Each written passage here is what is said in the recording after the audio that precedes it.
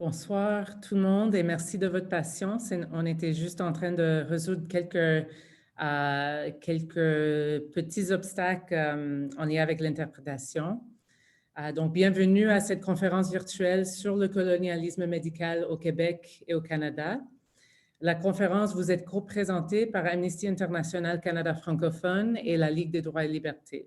Je m'appelle Marissa Mendez, je suis responsable des campagnes ici chez Amnesty International et je co-animerai la conférence avec ma collègue Catherine Descoteaux de la Ligue des droits et libertés et avec l'auteur et pédiatre urgentiste Samir Shaheen-Hussein.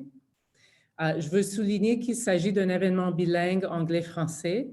This will be a bilingual French-English event. So if you require interpretation, please click on the interpretation icon at the bottom of your screen and select your language. Donc, si vous avez besoin d'interprétation, éventuellement, il va y avoir des interventions en anglais.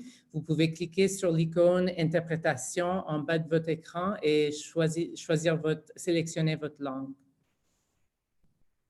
Mes collègues Samir, Catherine et moi nous joignons à vous à partir de Tiohtià:ke ou Montréal, où sont situés les bureaux d'Amnesty International Canada francophone ainsi que ceux de la Ligue des droits et libertés. Je voudrais reconnaître que nos bureaux sont situés en territoire autochtone, lequel n'a jamais été cédé. Nous reconnaissons la nation Kanien'kehá:ka comme gardienne des terres et des eaux sur lesquelles nombre d'entre nous sommes virtuellement réunis aujourd'hui. Tiohtià:ke est historiquement connu comme un lieu de rassemblement pour de nombreuses Premières Nations. Aujourd'hui, une population autochtone diversifiée ainsi que d'autres peuples y résident.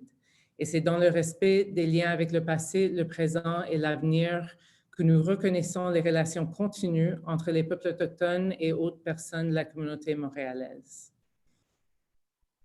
Je sais que nous comptons parmi nous des participants et participantes de partout au Québec et même au-delà.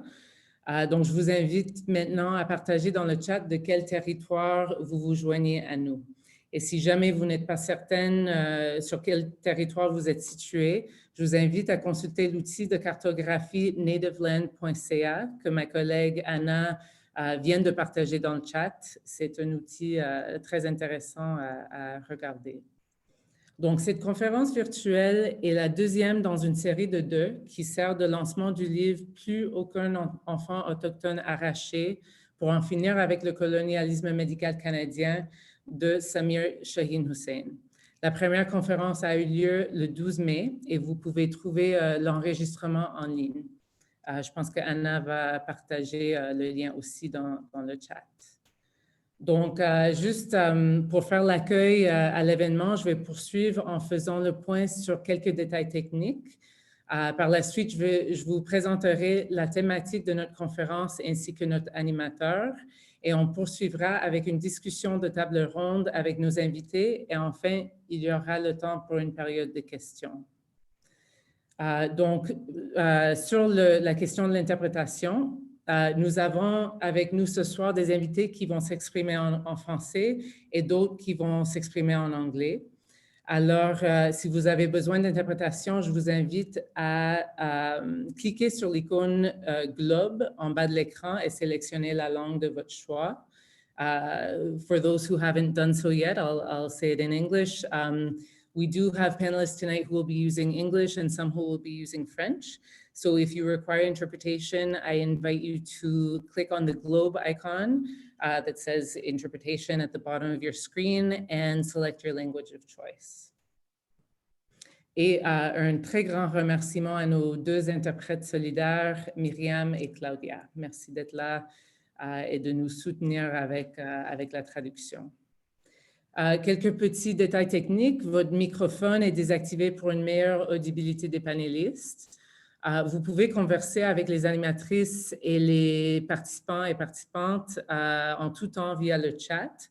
Par contre, si vous aimeriez poser une question pour les conférencières, s'il vous plaît, le faire par le biais de la case questions et réponses. Ça va être plus facile pour notre animateur à prendre connaissance de vos questions.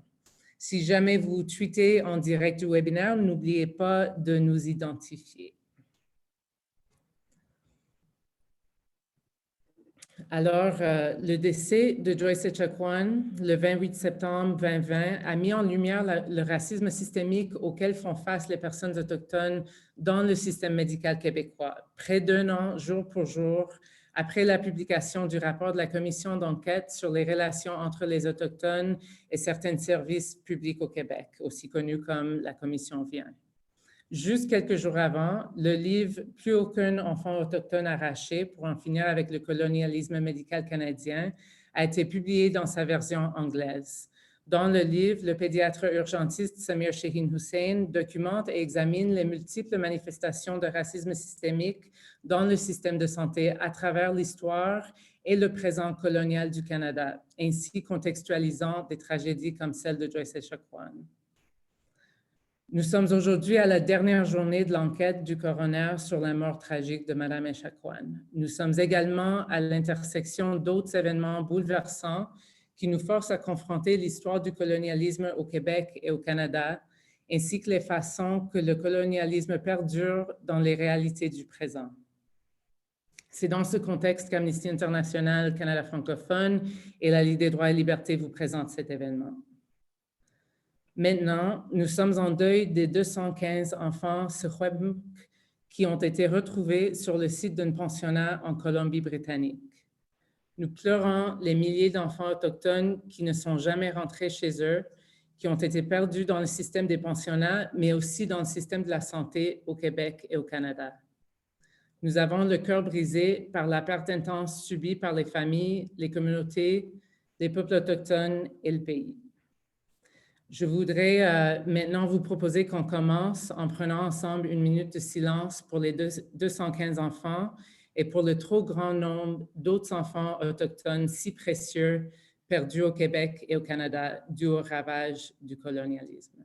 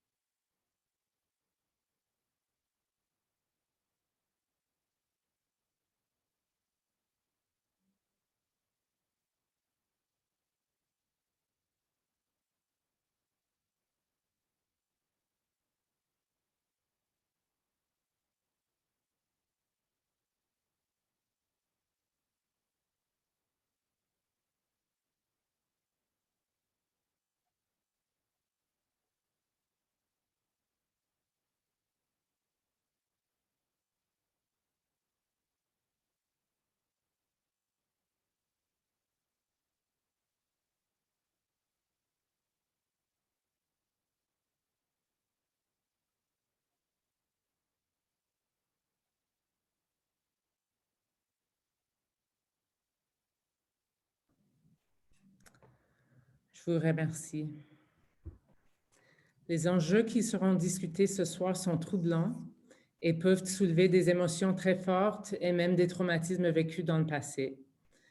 Nous partageons maintenant dans le chat le numéro d'une ligne d'écoute d'ordre général, une ligne jeunesse aussi, et une ligne d'écoute établie par l'Association nationale des centres d'amitié pour parler et être écoutés au sujet des pensionnats, pour ceux et celles qui pourraient en bénéficier.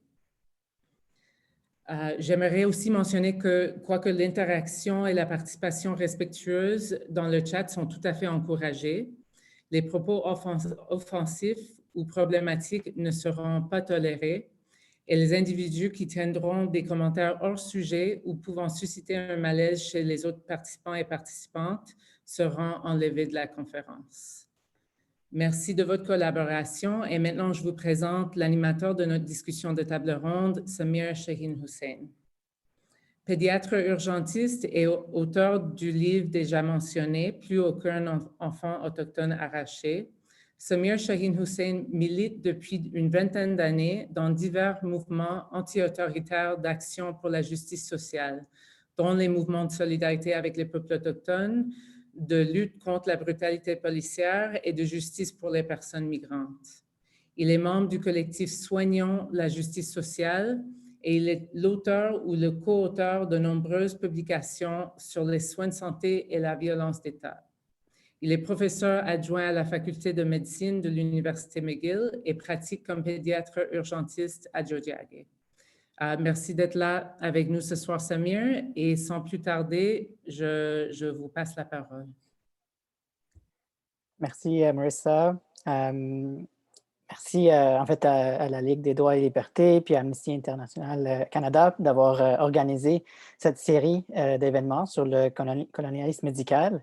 Évidemment, je pense que son importance devient de plus en plus évident, particulièrement durant les 2-3 dernières semaines avec l'enquête publique portant sur le décès de Joyce Echaquan.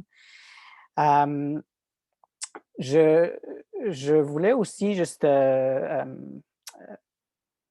prendre note, reconnaître qu'il y avait une manifestation, une marche Justice pour Joyce aujourd'hui pour marquer la fin de l'enquête publique de la coroner. En fait, j'étais là à Trois-Rivières, je rentre à Tiohtià:ke au Montréal maintenant, mais je voulais juste partager que c'était vraiment très puissant, très touchant, mais c'est aussi inspirant. Et je pense que ça démontre aussi la puissance et l'importance de la mobilisation, de la solidarité, de vivre en communauté pour pouvoir confronter les ravages du colonialisme en général, mais certainement aussi le colonialisme médical. Donc, je tenais aussi à mentionner que pour beaucoup d'entre vous, peut-être que vous attendiez à écouter Alicia Tukiapik. Elle était censée de participer, mais malheureusement, elle ne pourra pas se joindre à nous dû à un imprévu. Mais je sais qu'elle tenait vraiment à pouvoir assister. Je vais mettre juste 2 liens dans le chat. Parce qu'Alicia a déjà fait plusieurs présentations sur ce sujet dans divers contextes, en anglais et en français, en fait. Donc, vous pouvez le trouver, puis il y a certaines vidéos qui sont sur le site web du livre, si vous voulez entendre ce qu'elle a à dire, parce qu'évidemment, c'est très, très pertinent ce qu'elle a à dire. Vu qu'elle travaille comme travailleuse sociale communautaire à Nunavik, en Nunavik. Donc voilà. Je voulais remercier évidemment les panélistes ce soir. Ça me fait vraiment chaud au cœur de pouvoir animer cette table ronde avec vous. Je tiens à souligner, en fait, pour tout le monde qui sont ici aujourd'hui, que les histoires dont j'écris sur plusieurs choses dans le livre, mais j'ai essayé vraiment fort, le plus que je pouvais, de centrer les histoires, les expériences, les perspectives des personnes et des communautés autochtones dans ces histoires-là. Puis les panélistes qu'on a avec nous ce soir, ce sont des femmes qui sont des femmes qui ont inspiré à plusieurs égards, à plusieurs niveaux, le contenu du livre. Donc, dans certains cas, directement avec les discussions que j'ai eues, c'est des suggestions qu'elles ont faites par rapport au contenu, des choses comme ça, ou leur vécu, leur militantisme, leur implication à plusieurs niveaux. Donc c'est pour ça que ça me touche vraiment que vous êtes là. Donc, sur ce, on va commencer. Les questions vont être en anglais et en français, dépendamment à qui je pose la question. Donc, je vais aller entre les deux. Mais on va commencer avec Françoise Rupert-House, qui est membre fondatrice de l'association Awashok. Donc, côté questions, donc nous sommes, en fait, Marissa l'a mentionné, nous sommes maintenant toutes et tous au courant du fait affligeant que les corps de 215 enfants autochtones ont été retrouvés sur le terrain de l'ancien pensionnat de Kamloops. À travers le Canada, beaucoup de gens ont exprimé leur surprise en apprenant ces nouvelles. Pourtant, beaucoup de communautés autochtones disent depuis des années que le nombre de décès des enfants autochtones à travers le système des pensionnats est grossièrement sous-estimé ici. Et puis ici au Québec, pour plusieurs familles autochtones des nations Anishinaabe, Atikamekw et Innu, parmi d'autres, cela nous rappelle les disparitions et les décès d'enfants suite aux évacuations aéromédicales qui peuvent être considérées comme étant une pratique génocidaire. Donc, Françoise, peux-tu nous expliquer un peu ce qui s'est passé avec ces enfants et pourquoi vous avez décidé de former l'association Awashok avec d'autres familles dans d'autres communautés?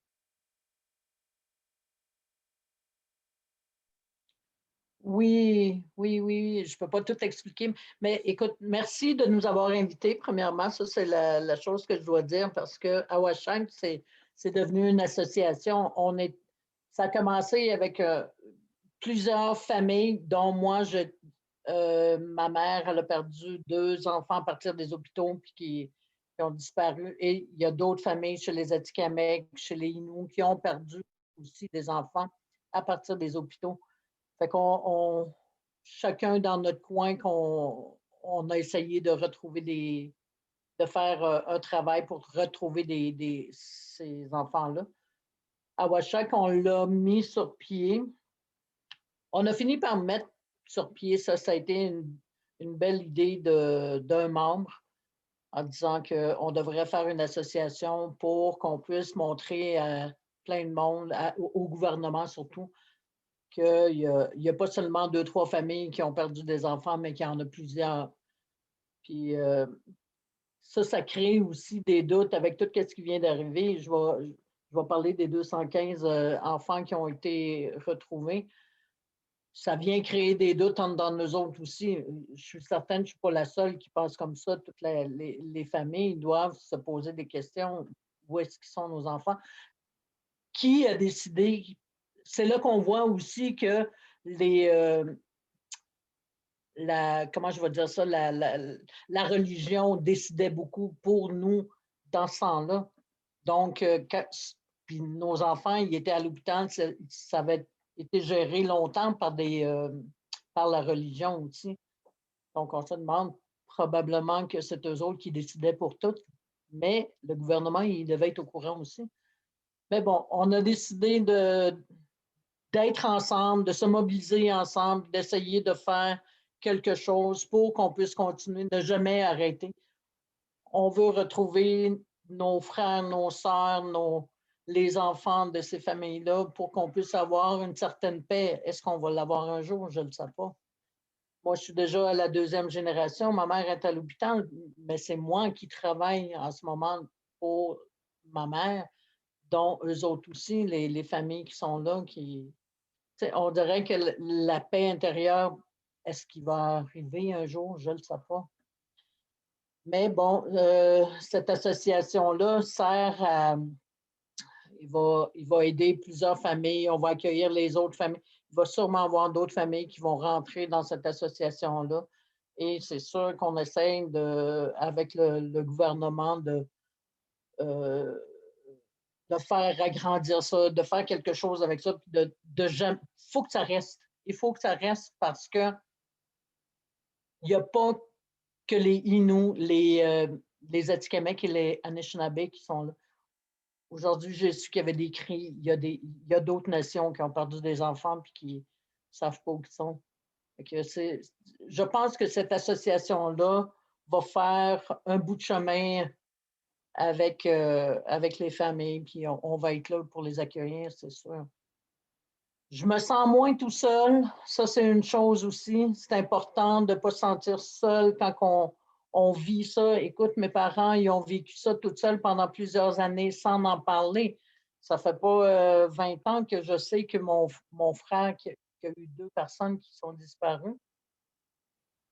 Donc, il faut essayer, je pense, cette association-là va prendre en charge les personnes, on va aider, on va essayer, on va monter quelque chose de bien et de bon pour les membres qui ont perdu leurs enfants. C'est un peu cette histoire-là. C'est aussi la dignité, hein? Écoutez, ces familles-là ont perdu des enfants, mais Ils ne savent pas où ils sont. Est-ce qu'il y en a qui disent qu'ils sont décédés, mais ils ont eu des papiers qu'on ne croit pas vraiment qu'ils sont décédés, même si on a eu des certificats.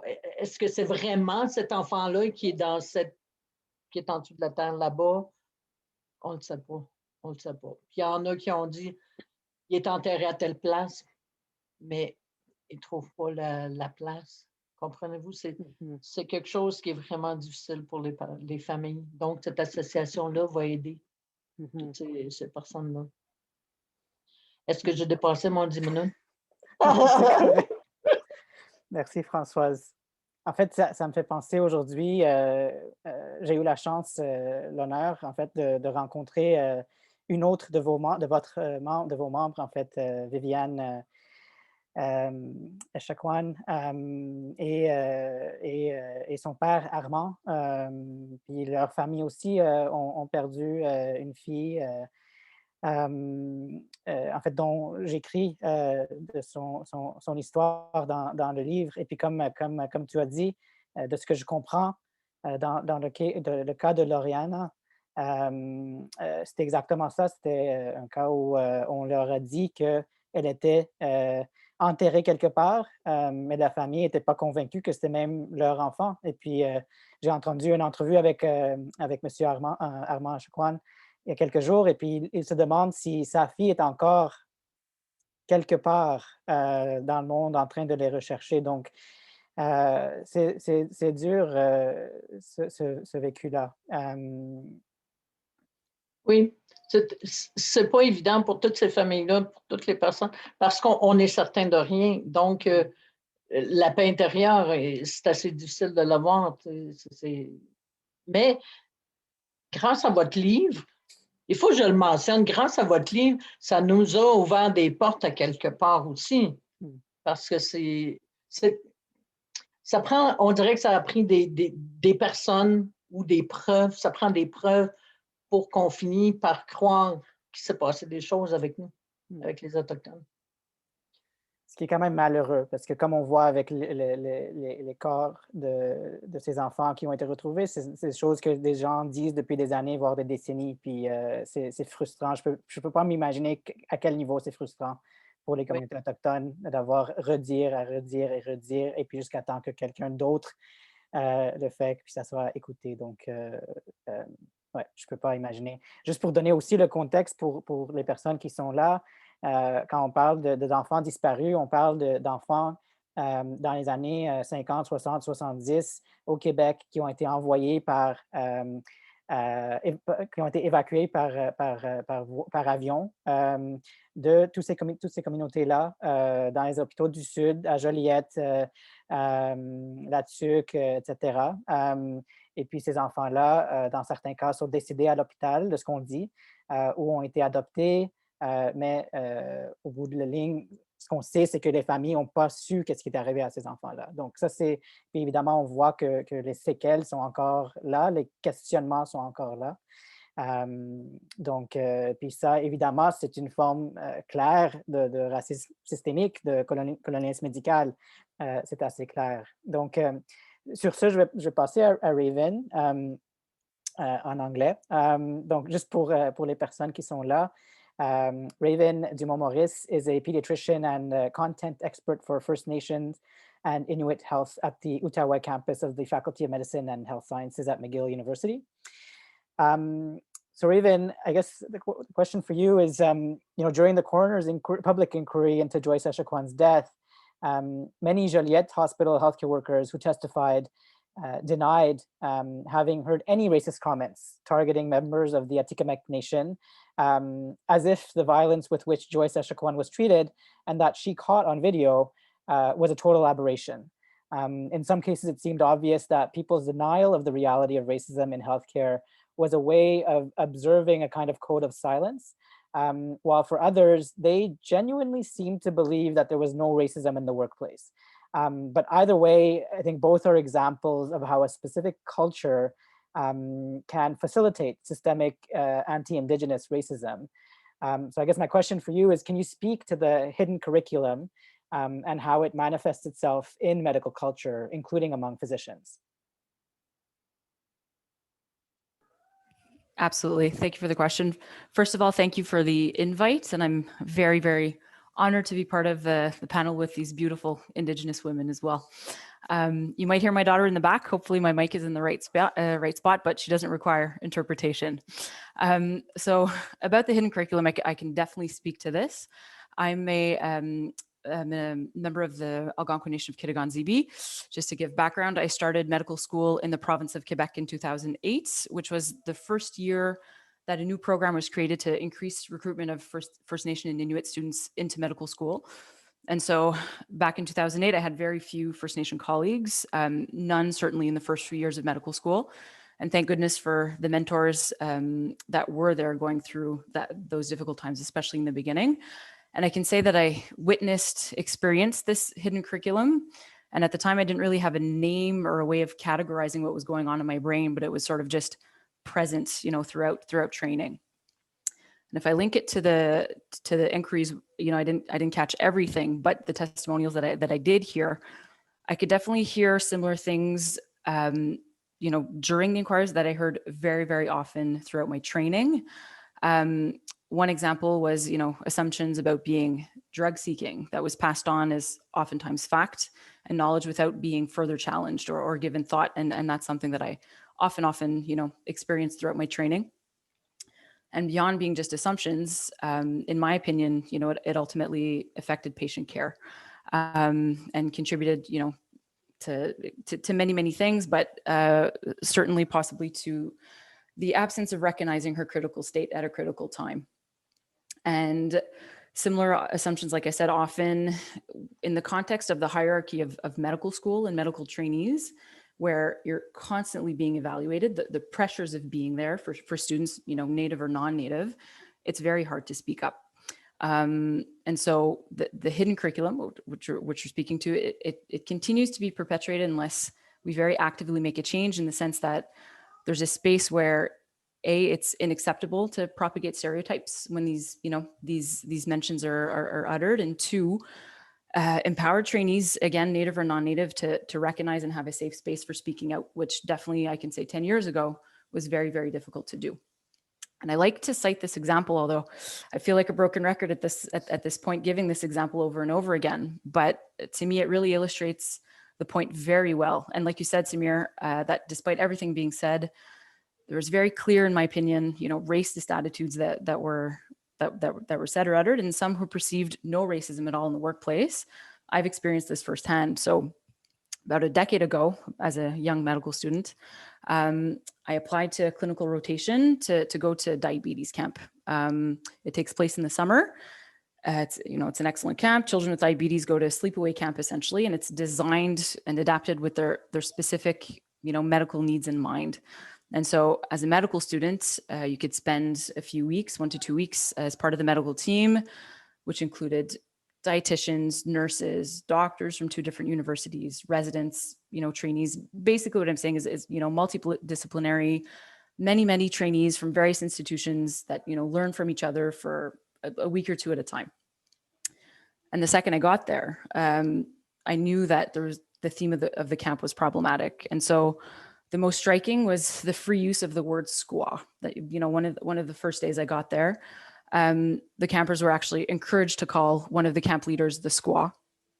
And it was also written on one of the buildings, which to me was just seeing La Cabane de la Squaw written out. I mean, as a woman, and thinking back to my mother and my grandmother, I was deeply, deeply bothered by this, but I seemed to be the only one at the time.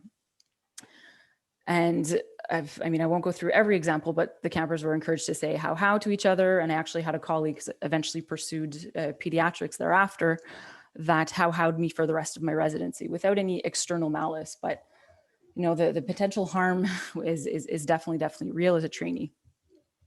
And the most ironic to me is that, First Nation children, as a result of colonization, a rapidly changing lifestyle, have very high rates of type 2 diabetes. And had a First Nation patient applied to be a camper, it would not have been a safe space. But the bottom line is, really what was being taught, not only trainees from various universities, but to the campers themselves, when, respected people freely using these words and acting as though First Nation culture is somewhat of a farce without second thought. And so I remember it was very hard to speak up, but at this point it was too much. It was kind of the straw that broke the camel's back, and I did speak up about it.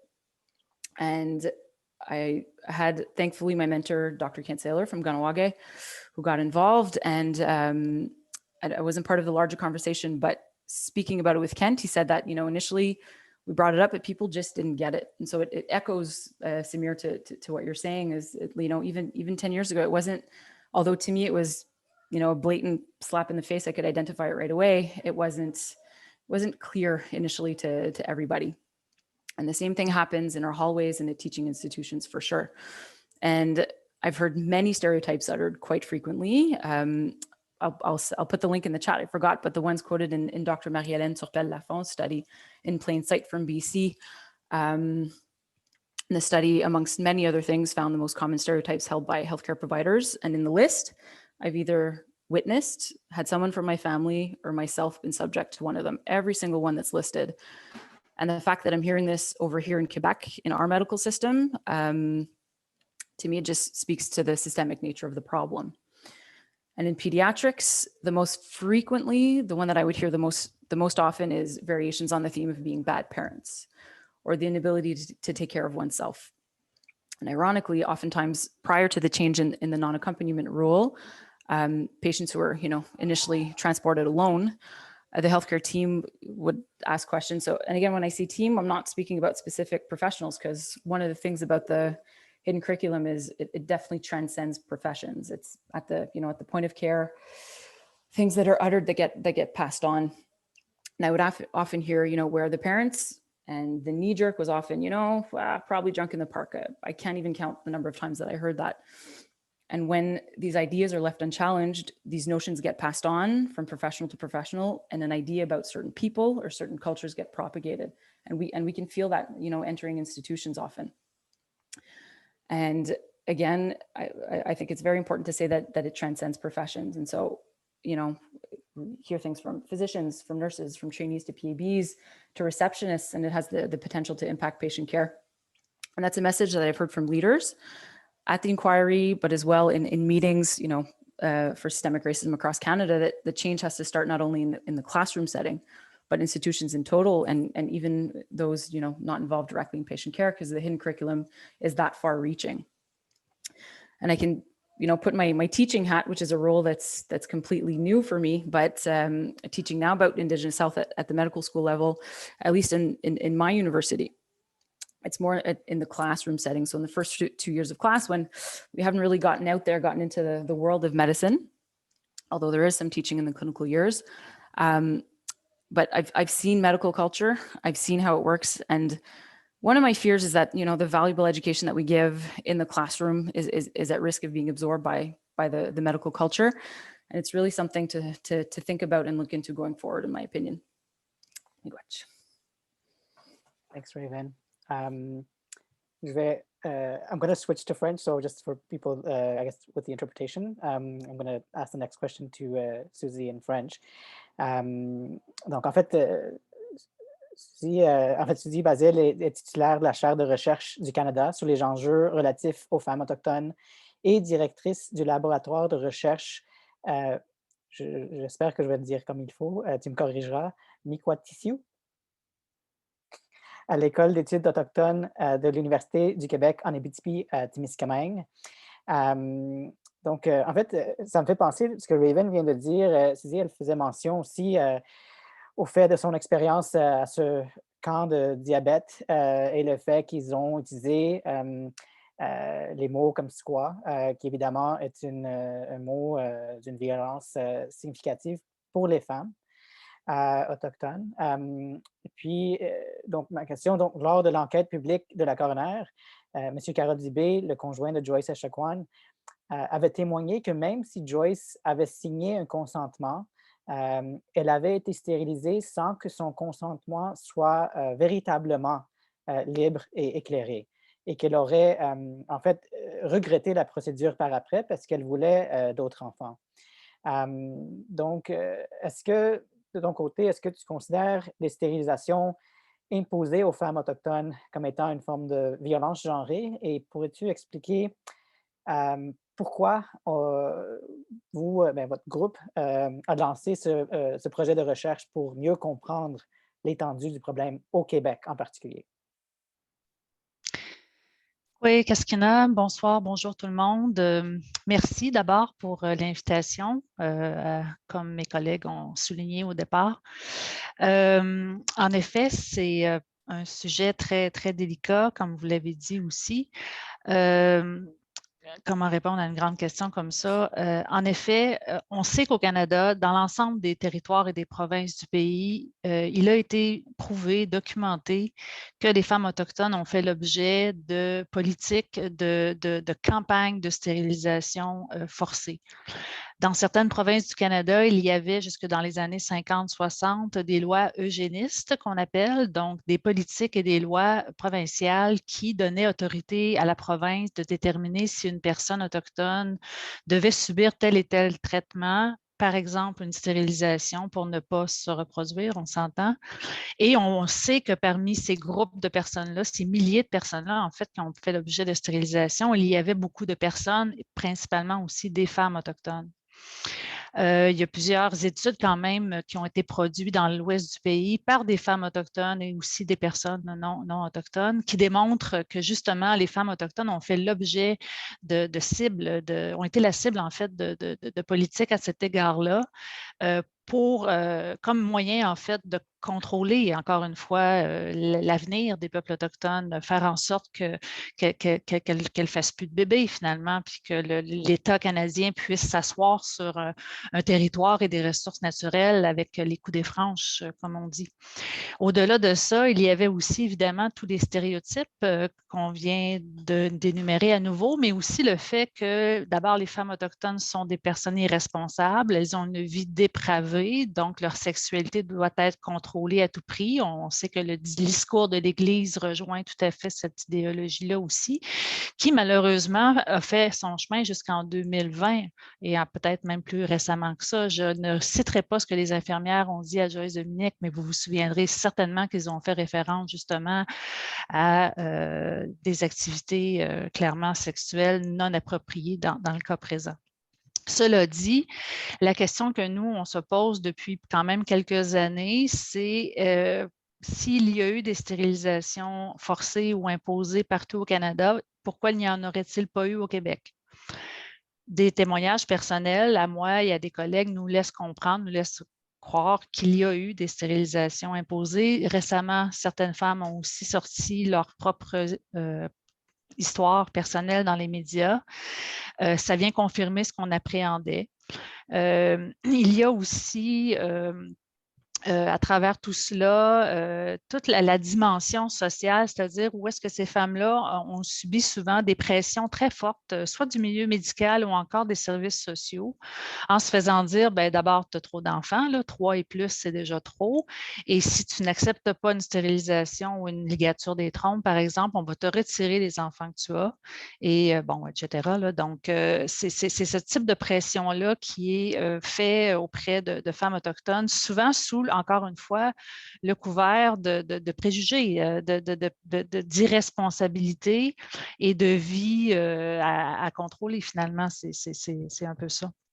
L'autre chose qui m'interpelle aussi, et là, c'est plus un volet plus personnel, je dirais, parce qu'on n'est pas assez rendu loin dans ce type de recherche-là encore, mais plusieurs personnes nous ont rapporté, m'ont rapporté à moi du moins, que quelqu'un dans leur famille, leur tante, leur grand-mère, leur mère, ont, après un passage dans des sanatoriums au Québec suite à des traitements contre la tuberculose, n'ont plus eu d'enfants par la suite. Et souvent, ces moments-là, ces séjours-là dans les sanatoriums se faisaient dans un jeune âge. Ma propre grand-mère y est allée dans la vingtaine et elle n'a plus eu d'enfants par la suite.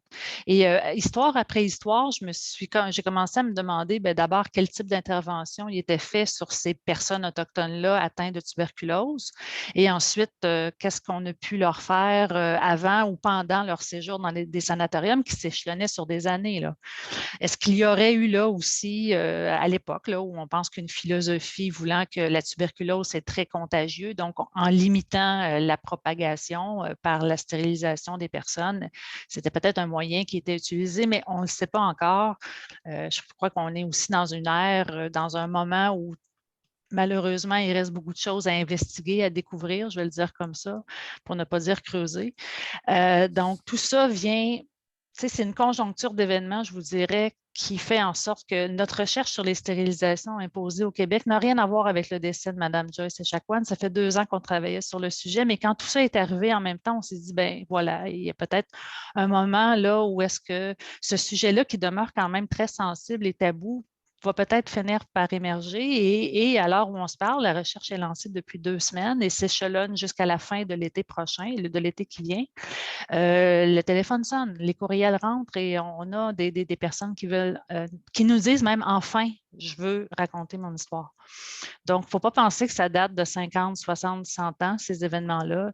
C'est surprenamment très récent et souvent, encore une fois, fait sous le couvert de préjugés et d'incompréhension complète de la vie, de la culture et de la manière d'être des femmes autochtones. Voilà.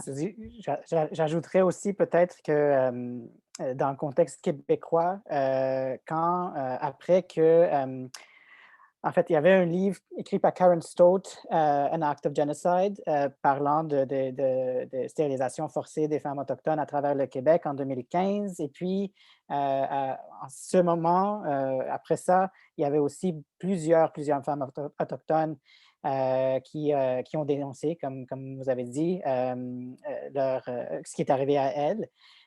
Et puis en 2018-2019, le Canada, le gouvernement fédéral avait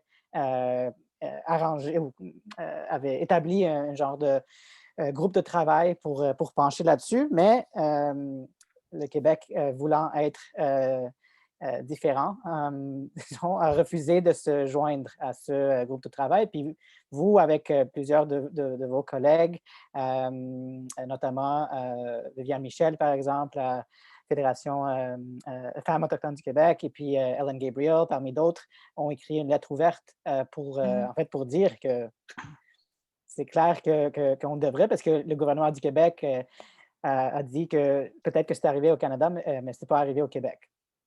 En effet, merci Samir de me ramener à l'ordre. J'ai oublié cet événement important-là en février 2019. Cette lettre ouverte signée par 7 collègues et partenaires mettait en lumière justement le refus du gouvernement du Québec de s'asseoir à cette table fédérale-là sur le sujet.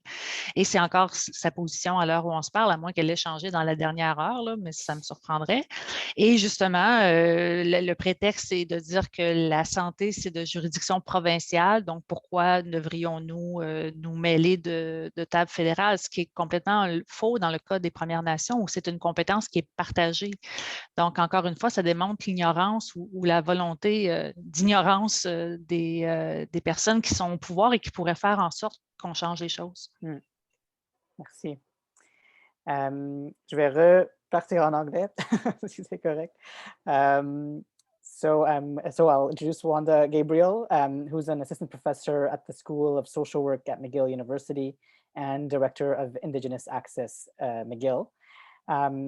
So Wanda, Susie and Raven both actually talked about various stereotypes that are used in healthcare, oftentimes targeting Indigenous women, but targeting Indigenous people in general as well. During the coroner's inquiry into Joyce Echaquan's death, we got a better understanding of the extent, actually, to which she had been stigmatized, including as being, labeled narco-dependent, based on longstanding and harmful stereotypes of Indigenous people and Indigenous women in particular. When I testified at the inquiry earlier this week on behalf of the Caring for Social Justice Collective, I basically made the point that the healthcare system failed Joyce Echaquan at multiple occasions over the course of her life, and that at the end of the day, it was medical colonialism that was responsible for her death. So in light of this and kind of how she was labeled, I'd be curious to learn from you, what is trauma-informed care, and how do you think such an approach could have potentially prevented Joyce Echaquan's death during her stay in the emergency department at Joliette in September 2020? Thank you, Samir, and thank you for this wonderful panel of beautiful people today. Many wise women around the table, and thank you for putting together that book, Samir. I mean, it's so important to break the silence and to bring into light the things that have been happening in our world because of colonization. You know, when we look at colonization, the tool of colonization is to blame, to shame, and to judge. Those are the elements of colonization. And, you know, I've been working in the healing movement in our communities for, you know, the past 30 years. And the stereotypes and racism transcends all professions. You know, I've heard stories, disclosures from residential school survivors, intergenerationally, you know, impacted, who have experienced racism and discrimination from lawyers, from social workers, from, you know, all across, from the police, you know, like right across this, this permissible way of looking at Indigenous people that disempowers and makes us inferior to others. That's what colonialism does. And so to break the colonial patterns, you know, one way is, like you said, is trauma-informed care. Would trauma-informed care have helped, Joyce? I believe it would have, because when we're looking at through a colonial lens, we're looking at blame, shame, and judging, and blaming the victim. And that's what colonialism does, blames the victim. And so with trauma-informed care, we look at a person, we look at where they're coming from, and not judging, you know, and a non-judgmental approach. And we look at, you know, as opposed to, you know, judging a person, saying what's the matter with you, what's wrong with you, you know, that kind of statement is like a judging statement, as opposed to say, well, what happened? What brought you here? How did you get here? You know, using compassion and kindness instead of judgment and blame and shame. There's a whole total shift in how that attitude and that energy comes off. And so, you know, trauma-informed practice is being aware of trauma. And colonization, genocide is trauma. It's historical trauma. There's historical trauma on a collective level, and there's trauma on individual level. So understanding what trauma does to an individual is important. So trauma awareness training, all professionals across the board should be getting trauma awareness training to understand the impact of trauma and how it affects an individual, how it affects a community and a family. So trauma awareness is important. To be trauma aware, you know, means that we understand the high prevalence of trauma in our society, and especially in Indigenous communities, the high prevalence of trauma.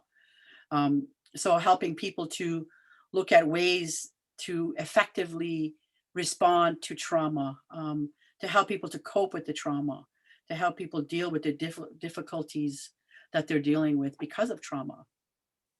You know, providing spaces that are safe and trustworthy. Now that's really key, trustworthy, because all of the systems, you know, we have experienced a relationship trauma because of the betrayals we've experienced with professionals, the doctors, lawyers, nurses.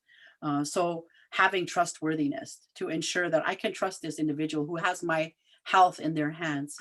So to create a safe space, that's trauma-informed practice. Giving choice to the individual that we're working with, allowing a person to have choice in how they're going to, you know, unfold their care. Collaboration, you know, collaborating as opposed to dominating and judging. You know, we collaborate with the person and help them through the process. And creating connection. Trauma-informed care is about creating connection with an individual. When trauma happens, we get disconnected from self and family and community. So trauma healing, trauma practice is to help people reconnect. And who is in a better place than healthcare professionals and those other professionals in our service to help us reconnect? So connecting with another human being.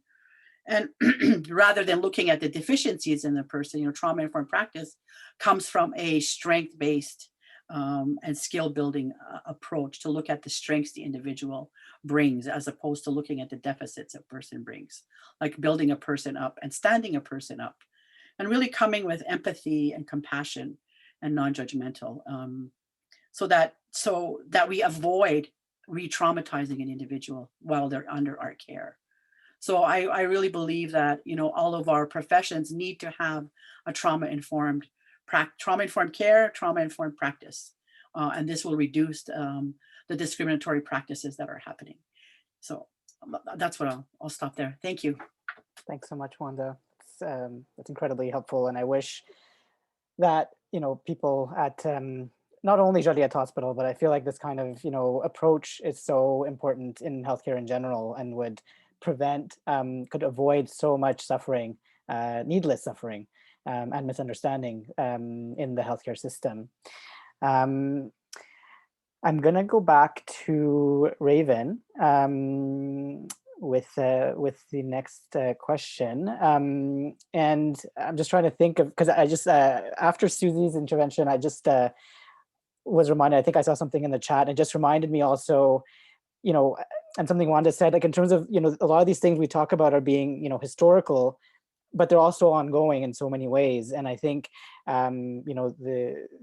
recently, a couple of weeks ago, there was basically a tweet that went viral by, I think the person's name is Breen Willett, who basically is a lawyer, I believe they're Métis, out on the West Coast. And they were informed that social workers in BC were sending Indigenous children, as young as 10 years old, to get intrauterine devices placed by physicians. And this we're talking about like in the last 10 years, this has happened. And so this is an issue. I can put the tweet in the chat if people want to see it after. I'll put that in a bit later. But this is clearly, the attack, as Susie kind of mentioned, of wanting to prevent, to intervene on even on children's bodies, basically, in these ways that impact on their autonomy, on their reproduction, is significant and is ongoing. So I just wanted to, I guess, highlight that. So, and obviously these things are facilitated, are allowed to happen because of those of us, many of us working in the healthcare system who participate in this project, and hence the importance of confronting medical colonialism. So Raven, I guess, in terms of, when we're talking about going back to, I guess, the Joliette Hospital and the healthcare workers there, but not only healthcare workers, managers as well, gestionnaires, who testified at the coroner's inquiry, a lot of them repeatedly said that they don't discriminate against Atikamekw people or anyone else for that matter, because they treat everyone the same. And even though, we should, in theory, be treated equally, this obviously only really works in an egalitarian society. So in a society where everyone is actually equal. But in an inegalitarian society like ours, where people are impacted by systemic discrimination at various levels, including the colonialism that everyone has mentioned up until now, an equity approach is, social justice or an equity approach is more favorable than one based on the false premise of equality. And so I guess, can you explain a bit how this plays out, specifically maybe addressing the reality of medical colonialism and systemic racism in healthcare? Sure. Just a quick sound check for the interpreters. Good to go? Awesome. Okay. So yeah, I totally agree. Again, I tuned into the inquiry the best I could. And I could say that it was definitely striking to hear, I never meant to say anything harmful. I treat everybody the same. It was something that was repeated throughout the days, at least, that I could attend. And it was especially striking to hear it from, the very people in the video that had, it sparked national outrage. And it shows to me, a clear disconnect between what is said and what is heard, and whether that's intentional or not. And so in terms of equity versus equality, it's sometimes hard to teach. I find in medicine when, the back history is not taught or is common knowledge, like we said, history that exists today and continues to impact today. Things like, legacies of residential schools that we've been hearing very recently, disappearances into the medical system, forced and coerced sterilizations, all things we're speaking about today. And when that difference is not clear from the beginning, one of the questions that I heard one of the healthcare providers testifying was, I want to know why they are scared of me. And that just rung bells in my head. And knowing that, the distrust goes beyond oneself, and looking further as to where it may come from and why is really crucial in delivering safe care. And I agree 100%, treating everyone with the same end goals, but, to be treated properly, to be treated with dignity, with respect. But the means to that path can be different depending on the person who's treating. and the person being treated. And every single interaction is different. And I mean, one current example of an equity-based approach is COVID vaccinations and priorities given to First Nation communities.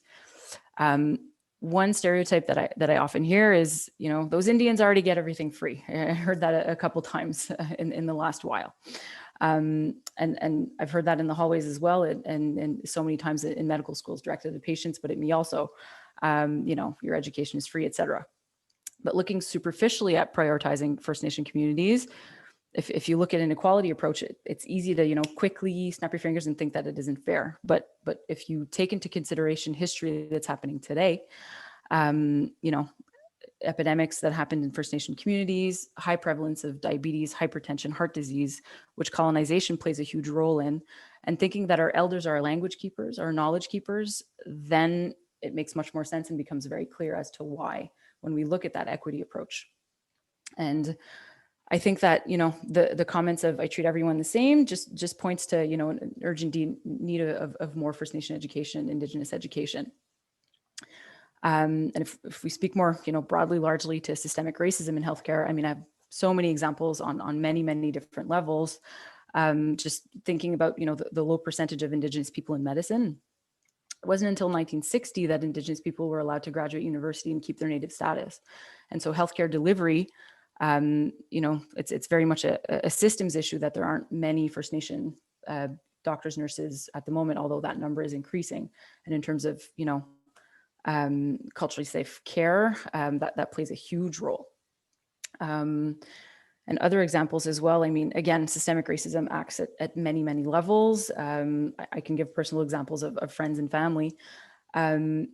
But one that I like to share is just to illustrate that even as a very privileged physician, I've had this sort of drug-seeking, drug user assumption made about myself in an ER just recently in the last 3 years when I went in with an arrhythmia. And I'm an MD, I know that drugs can be a cause, but I never asked this as many times as the staff asked me the night that I walked in. And it actually only ended when my partner said, you know, this is not a factor in the diagnosis. So please widen the differential. In other words, it could have, you know, impacted the thought process behind my diagnosis if something underlying was happening. And I'm super privileged. I've been through the system. I grew up in it. I've been in it for the last 10 years. And so imagine somebody, or, you know, many First Nation patients that go through the system without that privilege. It's just very scary thinking back and thinking forward. And if I link it to the inquiry, Joyce's autopsy revealed that she had rheumatic heart disease, something that the pathologist had not seen, or at least I think he commented, I can't quote him here, but maybe a few cases in over 3,000 autopsies. And it was so rare that he asked for a second opinion from a colleague that ultimately agreed with the diagnosis. And so one thing that wasn't spoken about is why is rheumatic heart disease so rare? Well, it's so rare because it's preventable. And with access to primary care, a simple treatment for strep throat largely prevents rheumatic heart disease. And we'll never know, had Joyce had better access to primary care, if the establishment was a safer place for her growing up, would she have gotten treatment for this preventable disease? And it's rare, but there have been outbreaks in First Nation communities with deaths, and significant comorbidities in those who survived. I think that was as recently as 2014 or 2015. But outside of this in Canada, it's largely non-existent because of, you know, proper healthcare. And thinking more, you know, it goes back in time to the rheumatic heart disease, but there were comments of, you know, people beside her, patients beside her, healthcare providers, you know, mentioning that she was an agitated Indian that had sort of quieted down.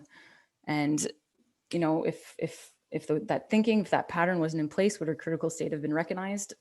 This is an example of you know, symptomatic systemic racism. And thinking back to equity, if we read Joyce's principle, the recommendations come down to equity for Indigenous people. And the need for Jordan's principle in this country speaks to the need of an equity-based approach as well. And the same holds for Joyce's principle.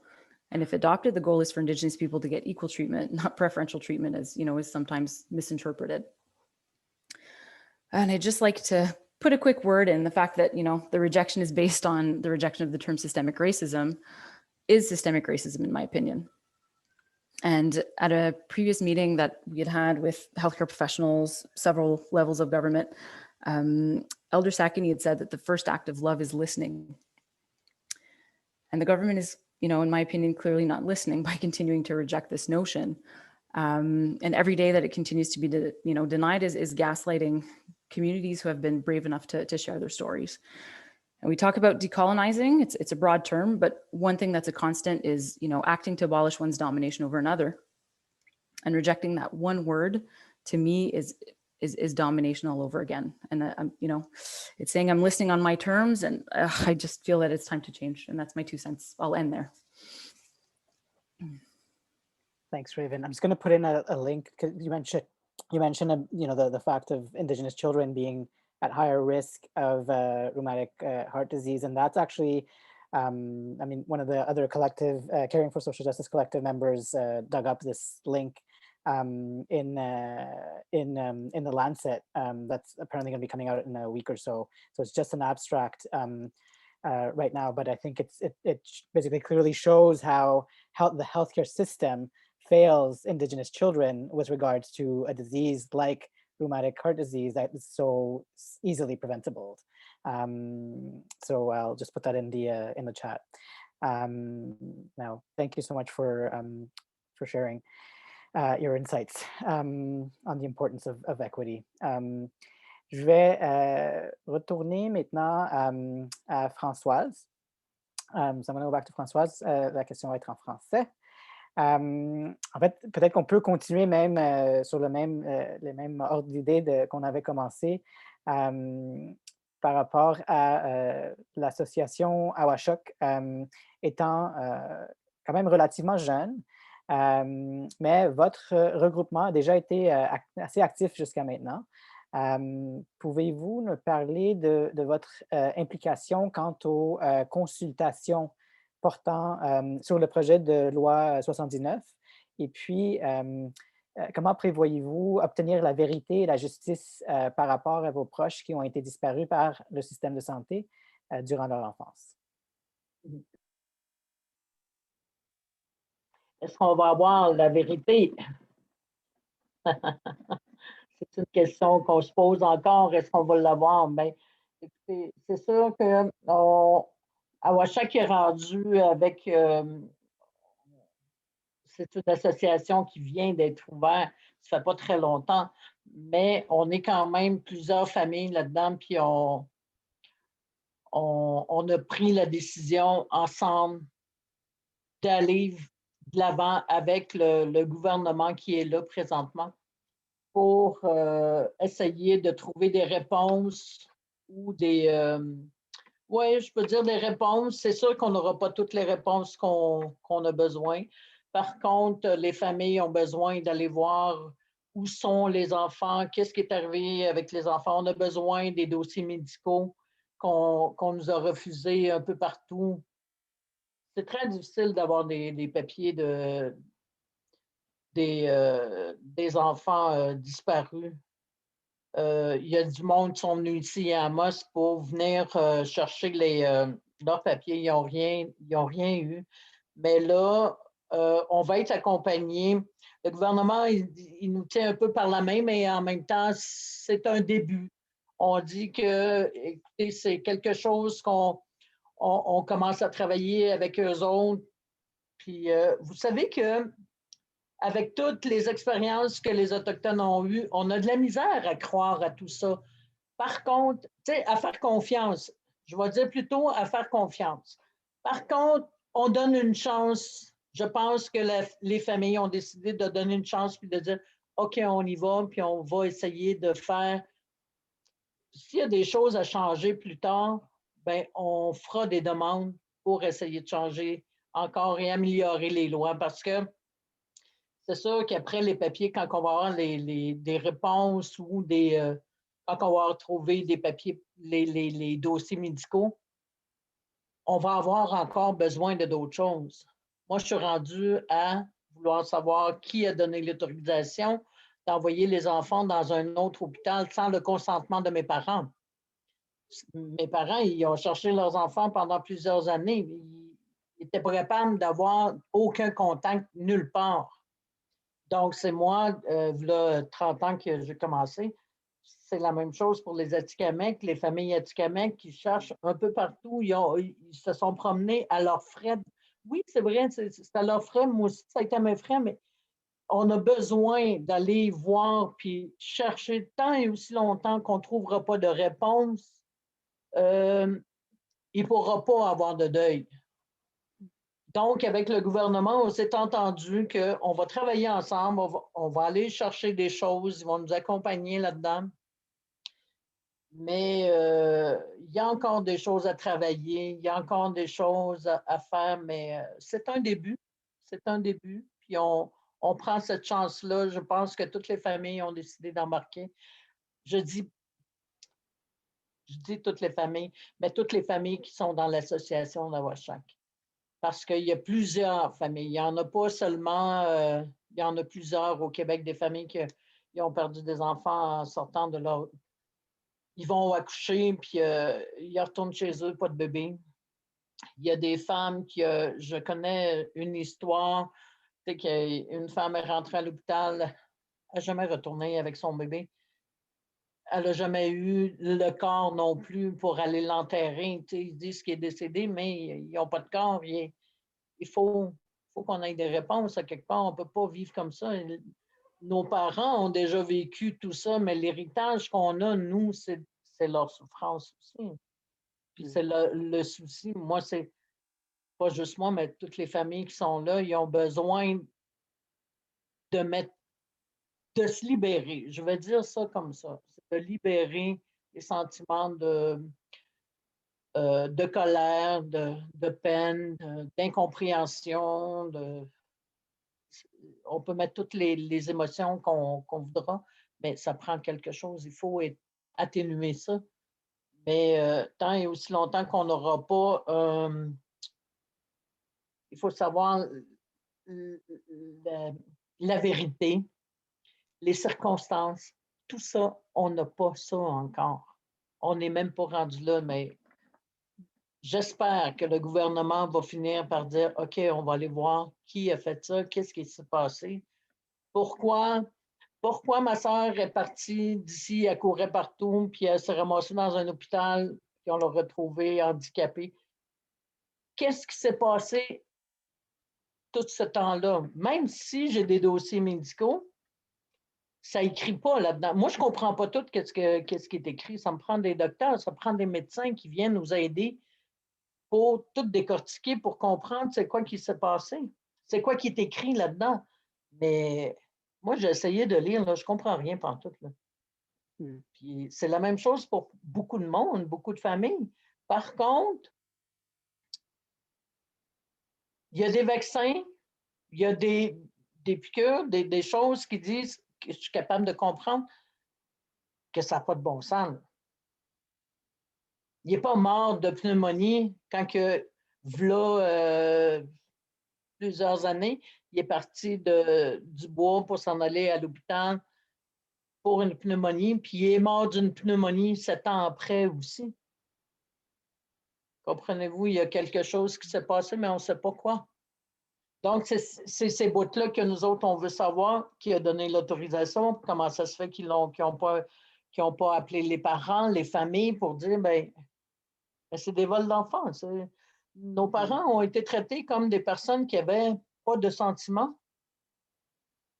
Fait que c'est inhumain, exactement comme ils ont perdu leurs enfants. Il y a 215 enfants qui viennent d'être retrouvés après plusieurs années, mais ces personnes-là, ils vivent quelque chose. Il y a comme... Mais il y a encore beaucoup, beaucoup, beaucoup de familles qui ont pas de réponse, puis on a besoin de ça. Donc, avec le gouvernement, ce qu'on voudrait essayer de travailler, c'est vraiment d'aller chercher ces réponses-là. Est-ce qu'on va les avoir? Je ne sais pas. Jusqu'où ça va aller? Il y a sûrement des dossiers qui sont disparus. Nous, il y a des dossiers qu'on n'est pas capable de retrouver, mais on va essayer de trouver d'une façon... on va essayer de se faire tenir la main, puis peut-être qu'on va trouver. Mais bon, Awashak qui est là pour ça, pour soutenir les familles, aider les familles, diriger les familles, puis accompagner, on va faire de l'accompagnement, pas nous nécessairement, mais le gouvernement, avec le gouvernement, excusez, avec le gouvernement, on va essayer de monter quelque chose. Voilà. Merci. Mhm. Merci. Encore, je l'ai dit avant, puis je vais le redire. Vous savez, même durant, je pense, plusieurs personnes l'ont noté durant l'enquête publique, puis en fait, depuis le décès de Joyce Echaquan, euh, je trouve que c'est, j'ai même pas les mots, en fait, pour décrire comment le décrire, mais après toutes ces années, toutes ces décennies de confiance, en fait, qui n'étaient jamais là. Souvent, les gens, même aujourd'hui, on entend souvent réconciliation, on parle de récréer les ponts, mais, mais ces ponts, en fait, n'étaient vraiment jamais là. Donc, la question, c'est vraiment de construire des ponts, pas de reconstruire des ponts. Mais pour moi, ce qui me touche, puis je vais vous avouer que je trouve que c'est surprenant dans un sens, le niveau encore je ne sais pas le mot, mais je dirais peut-être euh, compréhension, compassion que vous avez pour être partante de continuer d'essayer de faire confiance au gouvernement après tout Oui. ce qui s'est passé. Oui. Ça, c'est vraiment quelque chose. Et puis, j'espère que, moi, j'ai déjà dit à plusieurs de vos membres, moi, si je peux aider, puis je pense qu'il y a plusieurs personnes côté médical avec le dossier qui seraient partants pour aider les familles, pour décortiquer les dossiers, parce que ça aussi, c'est une forme de colonialisme médical dans un autre sens. On écrit des choses dans une langue que les gens ne peuvent même pas comprendre dans les dossiers. Voilà, donc on pourra s'en parler évidemment, mais je pense qu'il y a plusieurs personnes, je ne veux pas parler pour Raven, mais je suis pas mal sûr qu'il y a plusieurs personnes qui seraient partantes pour vous aider dans ces dossiers-là. Ben, Je vais revenir. Vas-y, allez-y. je m'en allais dire, mais c'est sûr qu'on va prendre les noms. Excusez, ma petite fille, elle vient de rentrer. C'est sûr qu'on va prendre des noms. Il faut qu'on trouve des moyens. Écoute, on a besoin d'avoir des. Il faut qu'on sache ce qui s'est passé. Même si on a tous les papiers, on a un paquet de papiers, puis on ne comprend pas tout le langage des médecins. Puis en plus, les médecins, ça écrit. On s'entend que les médecins, ça écrit pas comme les professeurs des universités, mettons, tu sais. Fait que, tu sais, je comprends rien, absolument. Une des choses que c'est écrit, c'est pourquoi il est décédé de quoi? C'est marqué idiotie. Ça, c'est un. Idiotie, pour moi, aujourd'hui, c'est idiot. Tout le monde le sait. Aujourd'hui, idiotie, quelqu'un qui fait des idioties, c'est idiot. Être un peu imbécile, on fait des niaiseries. On ne peut pas mourir d'idiotie. Mais il y a un docteur qui m'a dit, Mme Rupertage, dans le temps, pour dire qu'il y avait une déficience intellectuelle, c'était ça qu'il disait. Ça, OK. Fait que, tu sais, ma colère, elle a baissé, mais tu sais, de lire des choses. Je ne suis pas faite pour lire ça toute seule puis de comprendre. Puis je pense aussi que toutes les familles qui ont des papiers de médecins ont des problèmes à comprendre c'est quoi qui est arrivé dans. Qu'est-ce qu'ils ont eu comme diagnostic. Mais merci de vous offrir. Madame Raven aussi. Mais c'est ça, l'association on est en train de le monter avec notre avocat, Maître Alain Arsenault. Donc, c'est lui il est mandaté pour faire tout le montage de tout ça. On est bien avancé. Très bien. Merci. Merci beaucoup. Je vais retourner à Suzy, en fait. En fait, Françoise a parlé un peu de la question de femmes aussi autochtones qui ont été envoyées dans le sud pour accoucher, puis en fait, qui sont revenues sans enfants. Donc, en lien avec ça, Depuis des décennies, on sait que le colonialisme médical a induit une rupture avec les connaissances et pratiques en lien avec l'accouchement dans beaucoup de communautés autochtones, notamment en transférant les personnes enceintes dans le Sud. Donc, tenant compte de la longue tradition de sages-femmes autochtones, pouvez-vous nous parler de l'importance du retour des rituels en lien avec les accouchements? Oui, bien sûr. Et là, je m'excuse à l'avance, il y a un train qui passe devant moi. Donc, si ça fait du bruit un peu étrange, c'est un train. Je vais juste me permettre de revenir sur ce qui vient d'être dit sur les dossiers médicaux et tout ça. Pour avoir fait moi-même la démarche pour mettre la main sur le dossier médical de ma grand-mère à l'aide de ma mère, donc il fallait être 2 de la même filiation pour avoir accès à certaines informations. Ça a été très compliqué et encore là, on n'a pas réussi à obtenir l'entièreté de ce qu'on demandait. Donc, dans le projet de recherche sur les stérilisations imposées chez les femmes autochtones au Québec qu'on a débuté, on a justement prévu un volet éducatif, entre guillemets, où on sensibilise également les femmes à qui on parle de demander leur dossier médical à elles. C'est beaucoup plus simple de demander le sien que celui de quelqu'un d'autre et de ne pas se gêner pour le faire. Hein. On a encore quand même beaucoup d'éducation à faire parmi les nôtres, parmi nous, et je m'inclus là-dedans, que de demander, voire revendiquer des informations qui nous concernent en premier, par exemple son propre dossier médical. Et c'est certain que nous, on ne s'attend pas dans les dossiers médicaux à ce que ce soit écrit stérilisé de force, nous avons procédé à blablabla pour telle et telle raison. On s'entend que ça serait très surprenant de retrouver une déclaration de ce genre-là dans les dossiers médicaux, mais encore là, faut-il avoir accès aux dossiers médicaux? Donc, juste pour vous dire qu'on a aussi, dans notre équipe, là, prévu de sensibiliser les femmes qui s'adressent à nous, qui nous partagent leurs témoignages, puis on les accompagne avec la démarche là, de paperasserie qu'il faut faire pour qu'elles demandent leur propre dossier pour elles-mêmes, là, pas pour nous. Là. Nous, on n'en a pas besoin, là, mais qu'elles puissent mettre la main sur les informations maintenant plutôt que peut-être, hein, je pense que Françoise, vous le vivez, là, des décennies plus tard où les choses sont très complexes et qu'il faut mettre la main sur ce qui nous concerne. Pour revenir à la question de Samir, c'est suite à la thèse de doctorat que j'ai élaborée, que j'ai terminée il y a quelques années à peine, où les femmes atikamekw que j'ai interrogées sur leur parcours de vie sur le territoire me ramenaient sans cesse leurs histoires de grossesse et d'accouchement, leurs expériences, les lieux où ils ont donné naissance, les lieux où ont enterré aussi des personnes sur le territoire.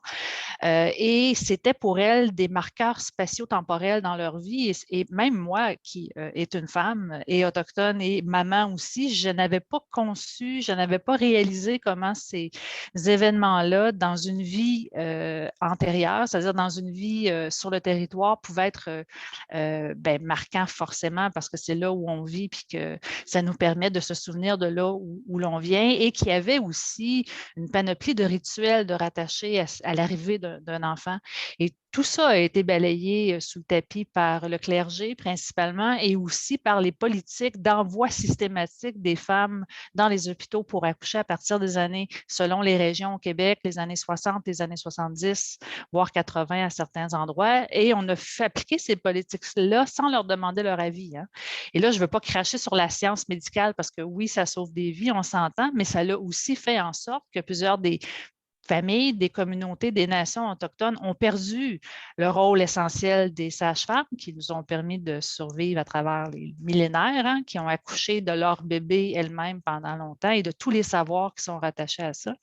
Mais aujourd'hui, de voir un retour de ces rituels-là, parce que c'est maintenant d'abord permis au Québec de revendiquer, par exemple, l'accès à son propre placenta depuis 2017.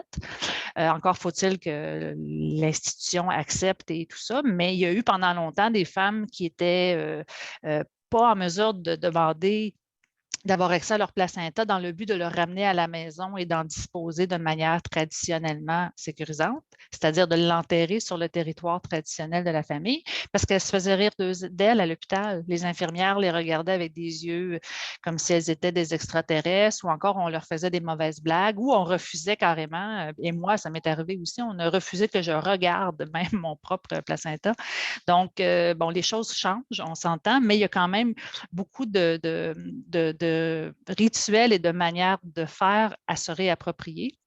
Et la question importante aussi du rôle des sages-femmes qui, au Québec, font un retour, si je peux me permettre l'expression, dans plusieurs segments de la population, mais encore trop peu chez les femmes autochtones. Et aussi, il y a des régions au Québec où il n'y a carrément pas de service de sages-femmes. Donc, faut dire, hein, vous voyez là, qu'il y a beaucoup de travail à faire pour l'ensemble de la société. Donc, c'est vraiment un domaine où les femmes autochtones ont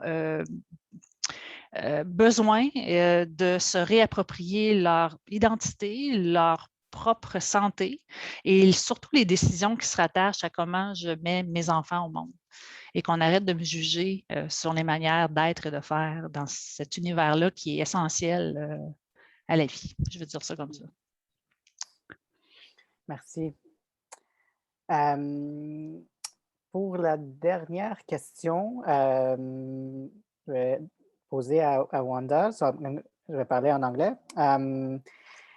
So, I mean, I think in light of things that everyone has said up until now, it brings up obviously a lot of different issues. And maybe I was hoping that we would, be able to end the panel on a bit of more of a looking forward, perspective, and like looking backward to look forward, I guess, right? Like one of the cornerstones of Joyce's principle is the implementation of culturally safe care, and this has come up time and time again, including during the inquiry, that if there was culturally safe care, things probably would have turned out very different. But there's also a bit of a kind of people say culturally safe care, it means different things to different people. And one of the members of the CSJ collective just earlier today was commenting on how, in many times in Quebec and in Canada, the emphasis seems to be, when we're talking about, cultural safety or sécurisation culturelle, the emphasis seems to be on culturel. So it's like sécurisation culturelle, but the issue really is the sécurisation, it's the safety, right? Because I think when people think of culturel or culture, they think it has to do with just learning a language, knowing what kind of food people eat, and being able to say, comment on how someone's dressed and recognizing, traditional dress or whatnot. And so but that's not what cultural safety is. So I guess even though cultural safety was developed by, Maori nurses to address power in colonial relations and healthcare, it is often confused for cultural sensitivity or cultural competence by individuals, institutions, and governments. And so can you explain what cultural safety is and why it is so important that it be implemented in healthcare and social services, from education curricula all the way to, clinical care and research? Thank you for that question. I want to come back to something Raven said about hidden curriculum. I think one of the consequences of a hidden curriculum is that it teaches professionals to have this superiority complex, that I am better than, I am the expert.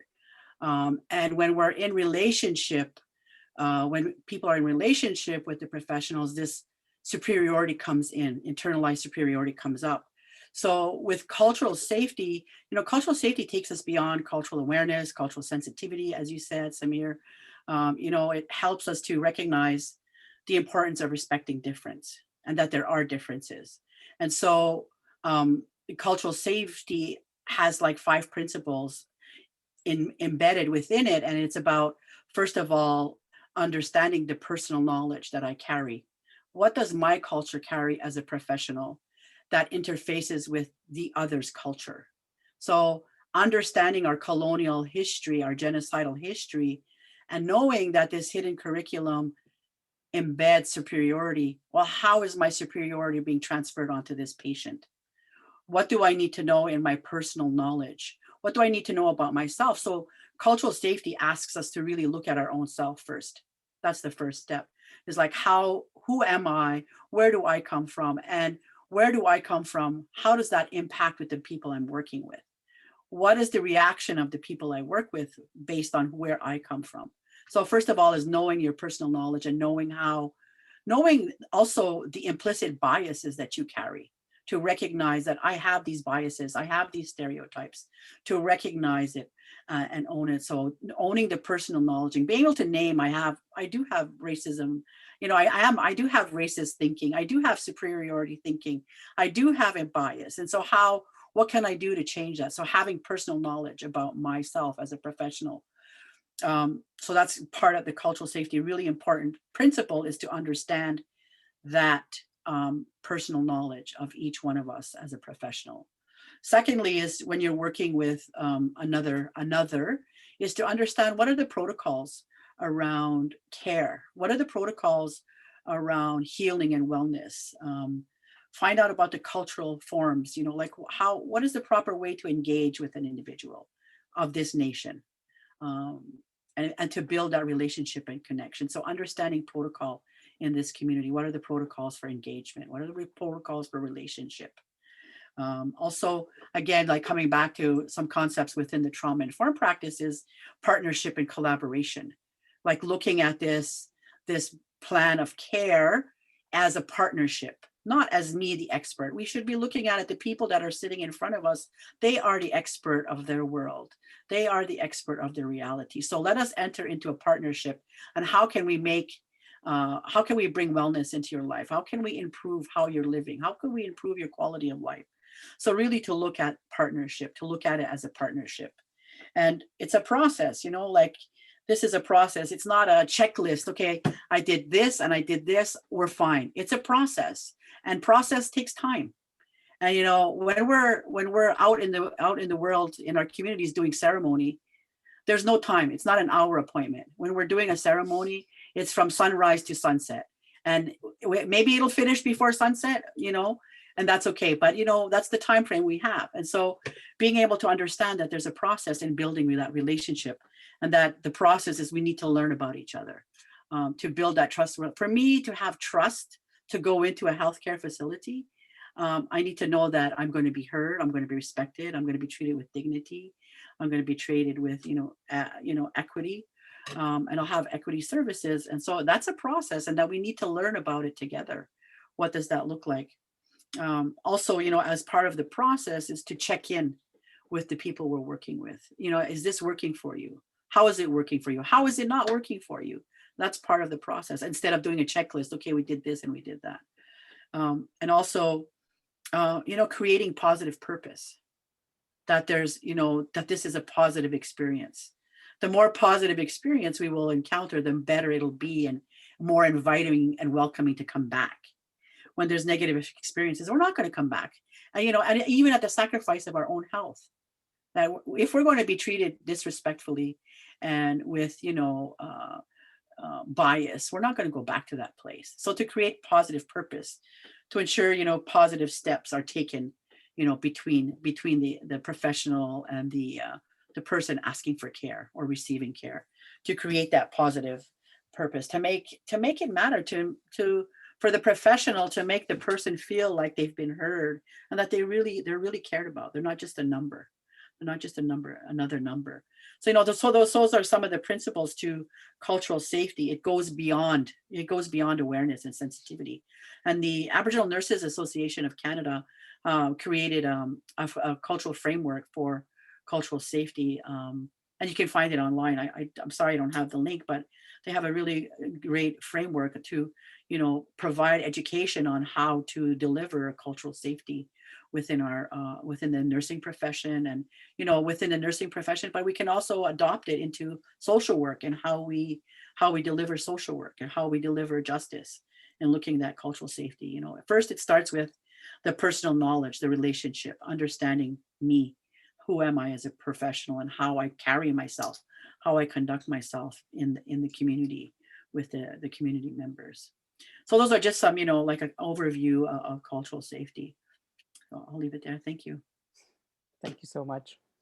I have to admit, I thought I knew a lot about cultural safety as it is, because I had to research a lot of it for the book. But I feel like the way you just described it is so kind of succinct, but incredibly insightful, that I wish people can, could hear what you have to say, because it just makes things so much more, at the end of the day, it's really just common sense too, right? Like, this is just it's just intuitive. It should be intuitive for us to approach care in the way that you describe in terms of the cultural safety framework. But thank you so much.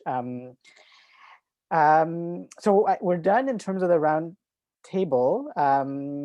We can either go, I'm not sure, sorry, I'll flip back to French. Donc, on a terminé avec la table ronde.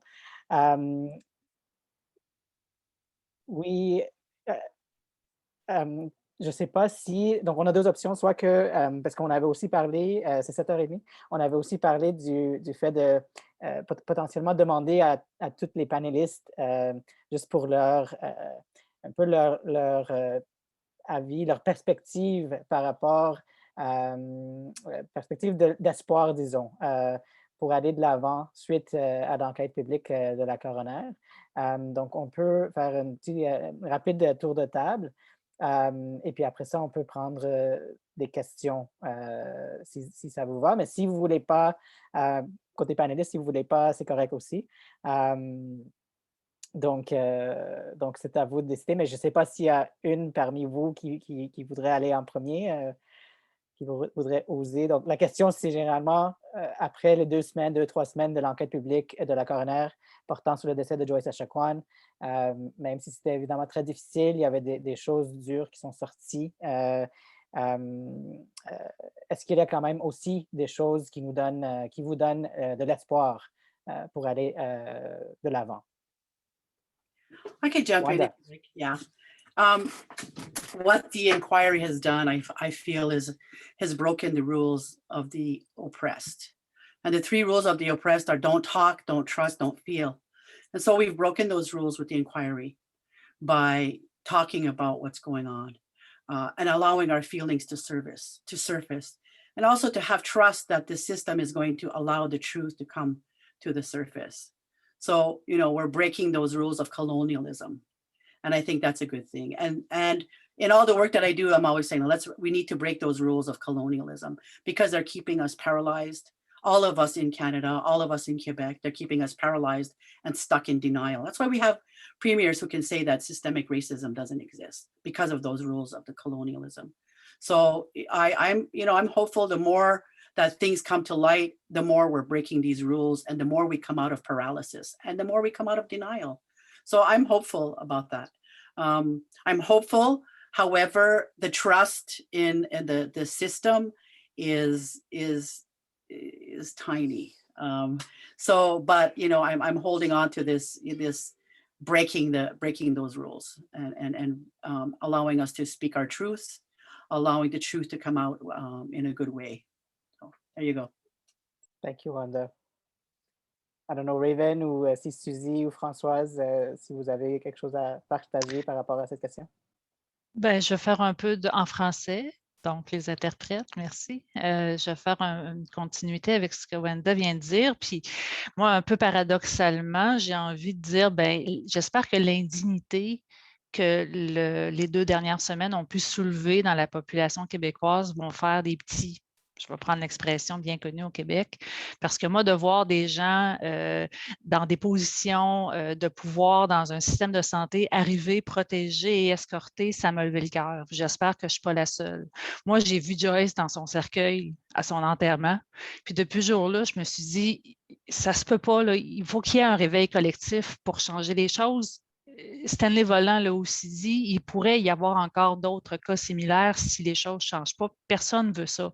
Je suis certaine que les Québécois ne veulent pas ça non plus. Personne ne veut ça au monde. Donc, j'espère que cette indignité-là, indignation-là, je vais peut-être plus prendre ce mot-là, va faire changer quelque chose. Moi, j'ai fait une petite action de rien du tout en janvier dernier en créant, avec l'appui de la famille de Joyce, les bourses Joyce Echaquan pour avoir 2 étudiantes autochtones qui vont faire un petit pas de plus au principe de Joyce par un mémoire de maîtrise, par un travail d'université, par une réflexion, par une recherche, Bon. Et je souhaite que des petits pas comme ça soient aussi pris par mes collègues ici aujourd'hui, collègues universitaires, mais aussi de toutes les sphères, de l'école primaire aux dispensaires dans les régions plus isolées au Québec. Il faut tous faire quelque chose à notre mesure, à nous, pour pas que ça se reproduise. C'est juste là-dessus que je peux compter, je vous dirais, parce que un peu comme Wenda aussi, la confiance, elle est pas à rebâtir, à bâtir carrément. Voilà. Merci. Françoise ou Raven? Vous n'êtes pas forcés si vous ne voulez pas, mais... C'est la même chose pour moi. Écoutez, on va se répéter probablement toutes les trois, mais toutes les quatre, je peux dire. Mais oui, ça prend des événements comme ça. C'est difficile de dire qu'est-ce que je vais dire, mais ça prend des événements douloureux pour changer quelque chose. Puis Joyce, elle a eu la brillante idée de filmer tout ce qui était en train de se passer parce que c'était pas la première fois que ça arrivait. Voilà pourquoi qu'elle l'a filmé, parce que là, elle n'en pouvait plus. C'est sûr qu'elle avait quelque chose, mais elle l'a filmé, puis c'est probablement que tout le monde maintenant vont faire des choses comme ça quand ça ira pas bien. T'sais. On peut maintenant voir les choses directes dans les réseaux sociaux. Ça ne sera plus caché. Puis c'est vrai que la confiance, je l'ai dit tantôt, autant chez les gouvernements, il faut qu'on travaille très, très fort en dedans de nous autres pour dire, OK, on va prendre une chance, on va écouter, puis on va essayer de faire confiance. On va essayer de dire, bien, ça se peut que ça change. Espérons. Je pense que le mot que moi j'utilise le plus, c'est j'ai un espoir que ça change. Ça ne veut pas dire que oui, ça va se faire automatiquement parce que la petite madame, pas la petite madame, je veux dire la coroner, ils ont tout arrangé ça comme il faut. C'était correct. Il y a eu beaucoup de douleur, mais par contre, il y a quand même quelque chose de positif qui est sorti. Bon, c'est mon opinion, puis apprendre à faire confiance. Je pense une lueur d'espoir. Merci, Françoise. Raven? I'll chime in here too. So I second, third, and fourth what everybody said so far. I mean, along the same lines, hope, I mean, I think is essential, but again, cautiously optimistic. Just witnessing what I saw, listening to the inquiry when I could, I think, you know, maybe some feathers were ruffled that maybe previously hadn't been. Looking at the coroner's stance as well, I know she got some smack for this, but it's appreciated in the sense that hopefully things get driven forward. What's been mentioned by people previously as well is the reports are there. The reports are there. The reports are there. You know, I don't think that that's another necessity, but action is required. We're just hoping to see that for sure. Thank you so much, Raven. So thank you so much to all of you for sharing, you know, so much about care, about love, your wisdom, your knowledge, your experience. I think it was incredibly inspiring, and I'm hopeful that everyone who was attending was able to appreciate everything you had to share, similar to me. So I'm going to wrap up the panel, and I'll hand it over and one thing I just did mention, just because people may have come in a bit late, again, I just wanted to acknowledge that Alicia Tukiapik, you know, was really hoping to be here, but because of a family emergency, she was not able to participate. But there are several events that she has spoken at. If people want to go to the book's website on the speaking events page, they are there, and it's really important to be able to hear what she has to say. Donc, je vais te laisser, Catherine, prendre le relève. Je ne sais pas s'il y a des questions et tout ça, mais je vais te laisser à toi de faire ça. Merci Samir, merci à vous quatre pour vos partages. Il y a eu beaucoup de commentaires qu'on reçoit là, déjà, soit en privé, soit dans tout le monde, mais merci pour la transparence et la sincérité avec laquelle vous nous parlez aujourd'hui. On n'aura pas beaucoup de temps parce qu'on finit à 20 heures. Fait qu'on n'aura pas le temps pour beaucoup de questions parce qu'il nous reste juste 15 minutes, mais on en a reçu quand même quelques-unes. Si les gens veulent continuer d'en envoyer, il faut quand même vous essayer à les envoyer dans la section questions et réponses. Mais j'aimerais commencer par une question qui est pour vous, par exemple. C'est une question qui s'adresse à vous quatre. Comment est-ce que les organismes de concertation et de collaboration pourraient contribuer à mettre fin au colonialisme médical? Comment est-ce que, de vos expériences, de ce que vous avez vu, de ce que vous pensez qui pourrait ressortir? Je laisse la parole à une d'entre vous qui voudrait prendre le flambeau.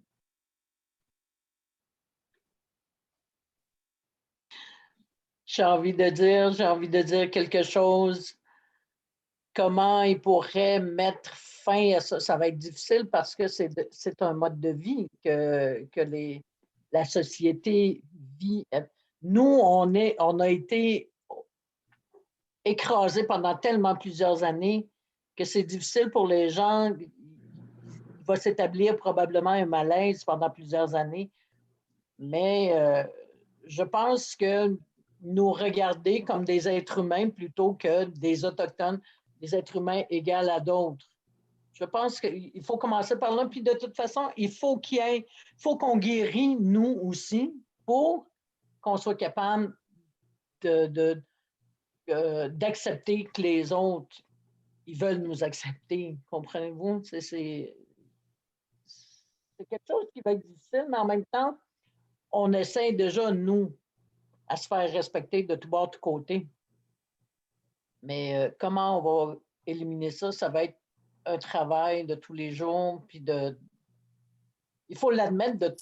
Premièrement, il faut l'admettre. Puis il y a bien du monde qui ne sont pas capables d'admettre ça encore. Il y a beaucoup d'organismes, même le gouvernement, ils ne sont pas rendus là pantoute. On dirait qu'il ne s'est jamais rien passé. Je parle en tant que personne, Françoise. Mais bon. Catherine, can you repeat the question? Yes, sorry. I can switch to English also. How would you say that the collective organisms, so like either nonprofit or the government, but I think it's more related towards nonprofit organization or associations, could help to reduce medical colonialism in Quebec province? I think I like to use this 4-step process. We need to call it out. We need to name it. We need to own it. We need to own it. All the while we're in denial, we can't do anything about it. Name it, own it, feel it. Like we've all been impacted by colonization. The worst parts of colonization have been impacted on Indigenous people, but non-Indigenous people have also been impacted. So name it, own it, feel it. What is it? What does it feel like to own this colonial history, to be part of the benefits that colonialism gives Canadians and Quebecois? What does it feel like? So name it, own it, feel it. And when we can do those 3 things, then we're out of denial and we can take action to create change. But all the while we don't name it or own it or feel it, we can't take action. We continue to repeat the same cycle over and over again. So name it, own it, feel it, take action. Very simple, but hard work to do.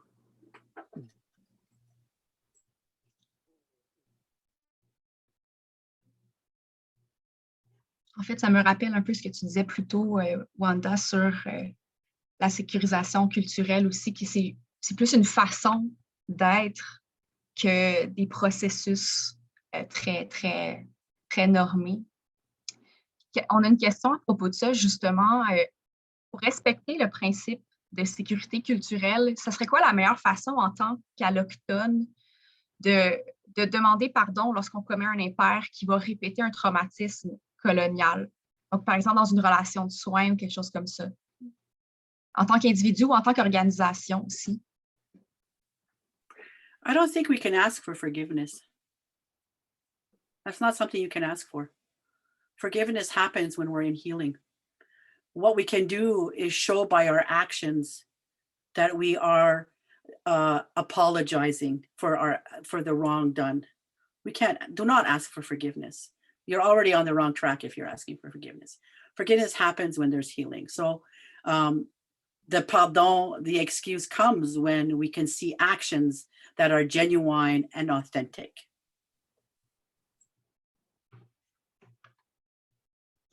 Je vois beaucoup d'hochements de tête aussi de la part de Raven et de Suzy, Françoise. Je ne peux pas m'empêcher d'ajouter une phrase à ce que Wanda vient de dire. Vous vous souviendrez, il y a, au lendemain du lancement du rapport de la commission Vient en 2019, les excuses du gouvernement Legault sont arrivées très rapidement et tellement rapidement que plusieurs instances autochtones qui disaient non, wow, merci, là, mais non, pas maintenant, il y a beaucoup de travail à faire d'abord. Depuis, on a vu quoi? Des excuses, oui. Et j'attends, moi, pour la suite concrète des choses. Vous voyez, donc ça permet peut-être un peu de comprendre justement pourquoi les Autochtones eux-mêmes disaient non, les excuses, attendez un instant. Un peu dans la même veine aussi, la semaine dernière, avec la découverte des 215 corps des enfants en Colombie-Britannique, le premier ministre Trudeau a reconnu qu'il y avait un génocide culturel, mais il continue de poursuivre en justice les personnes qui demandent des compensations financières pour les pensionnats autochtones. Puis aussi, ça a été mentionné plus tôt aussi, mais le premier ministre québécois aussi nie complètement qu'il y a du racisme systémique dans la province. Est-ce qu'est-ce que ça prendrait pour rebâtir cette confiance-là?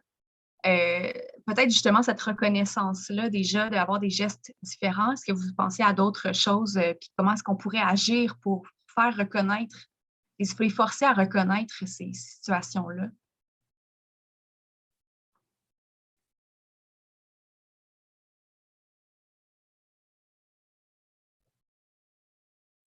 J'ai envie de dire des élections, là, mais c'est plus une forme de blague.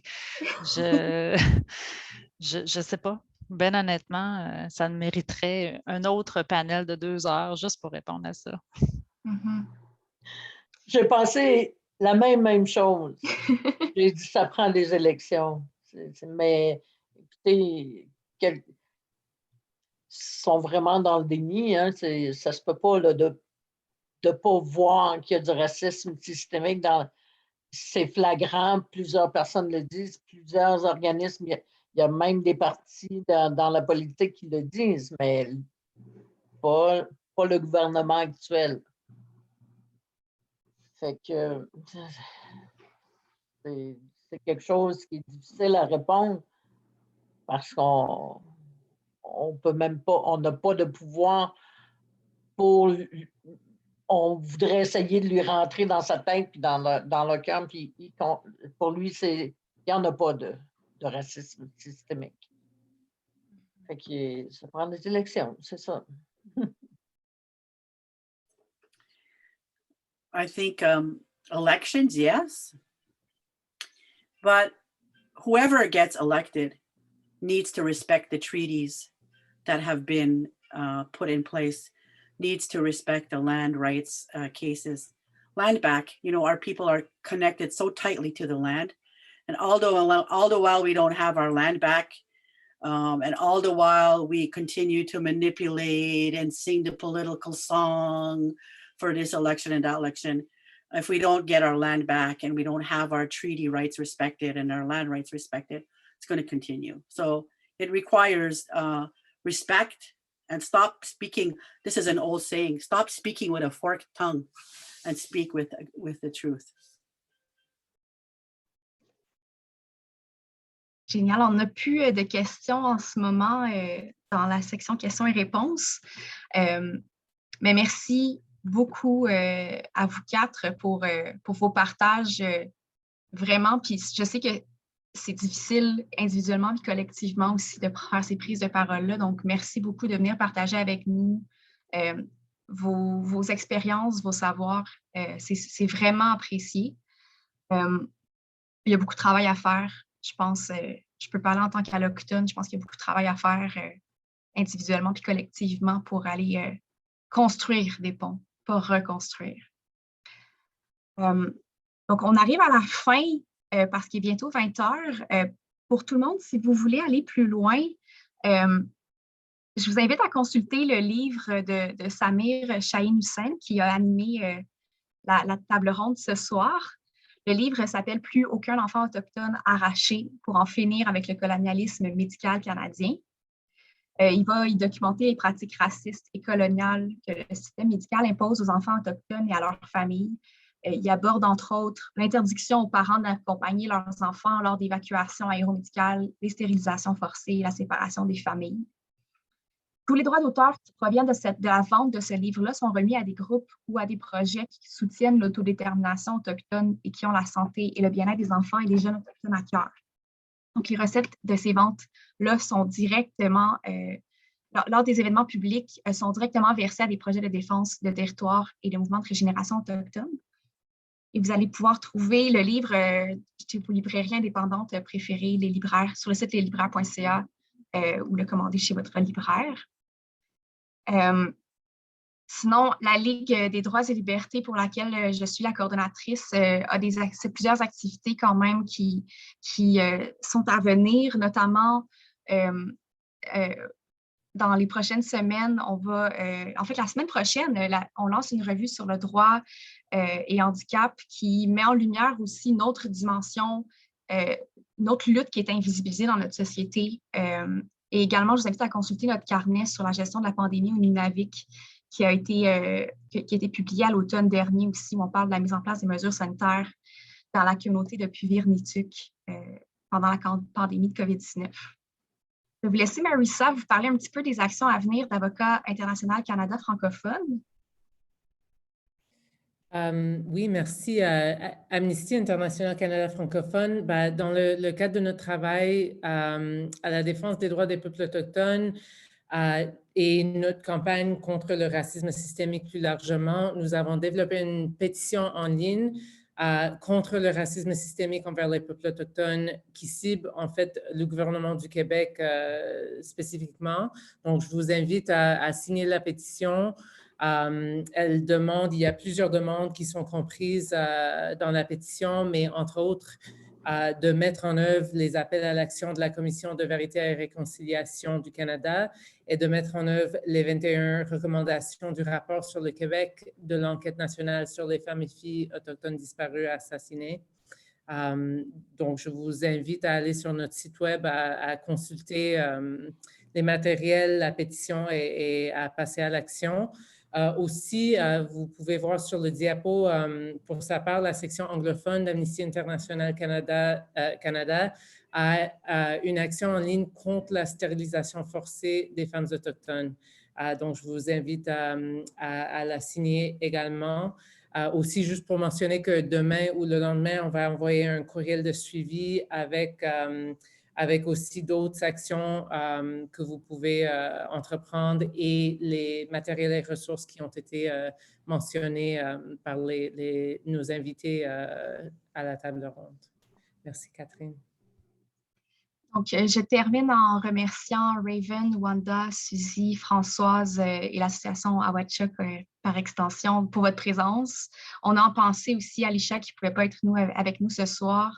Merci à Samir pour l'animation. Merci également à Myriam, Claudia qui ont fait l'interprétation durant toute la soirée. Ce n'est pas un travail facile. Et merci pour le soutien aussi à Dominique, Martine, Linda et Anna qui travaillent ou œuvrent autour de la Ligue des droits et libertés d'Amnesty International Canada francophone. Merci à Amnesty pour cette collaboration avec la Ligue des droits et libertés dans les derniers mois, semaines. Merci à vous d'être venus aussi puis votre participation, votre intérêt aussi pour le sujet. Puis je vous invite à continuer de vous renseigner sur ces enjeux-là. Donc, je vous souhaite une belle soirée et je vous souhaite à la prochaine.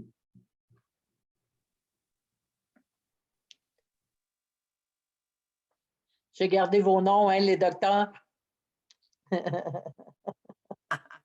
Puis moi aussi. Oui, c'est vrai, toi aussi. Il y en a une aussi dans les commentaires. J'ai pris en photo. Merci, bonne soirée. Bonne soirée. Merci tout le monde. Bonne soirée tout le monde. Merci tellement à vous. Merci, bonne soirée. Bonne soirée.